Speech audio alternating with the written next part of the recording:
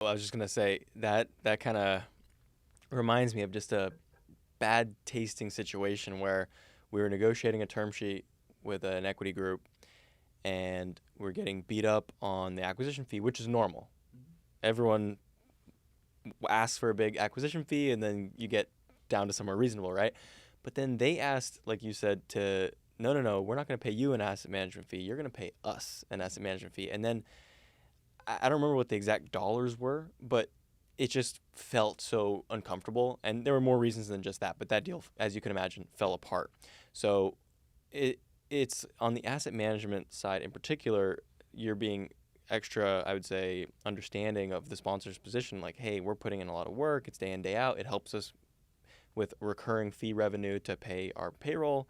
So, yeah, that's an interesting point that you made to kind of understand, hey, I don't want to string this guy up and make him put $2 million, which he doesn't even have, and then not give him any fees. And then, you want to, like our good friend JC Clemens says, he likes to incentivize the sponsor to make a ton of money in the deal because he knows that if the sponsor makes a lot of money, they're going to do just fine.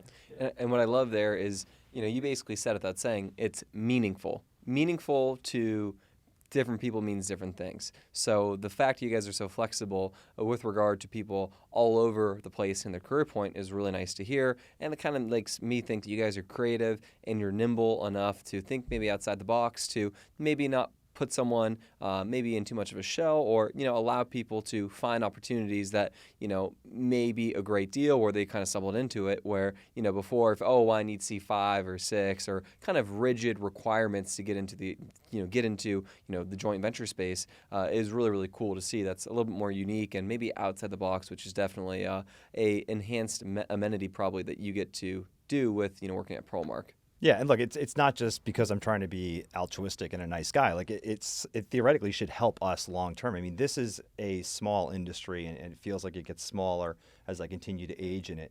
And having that kind of reputation where people go, look, Pearlmark is not going to rip your face off in a negotiation, and Pearlmark is trying to keep everybody aligned. Like that's the reputation we want to establish. We want repeat business. We want people thinking of us as a preferred capital provider for their deals.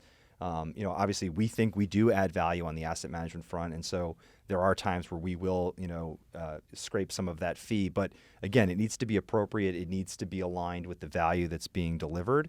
And at the end of the day, there's multiple ways to carve these things up. And so just being thoughtful about, what makes sense, and perhaps areas where the impact to somebody of that acquisition fee, as you mentioned, may be really, really material. Whereas for Pearlmark, it'd be nice, but like we're not going to go out of business in the next 6 months if we don't collect this, acquisition fee. Where that may not be the case for some of these sponsors. They may need that, to keep their lights on. And so I think you don't do yourself a service trying to get everything you can on a particular deal, because hopefully, there's going to be dozens of these over the years, and that's really where the money gets made.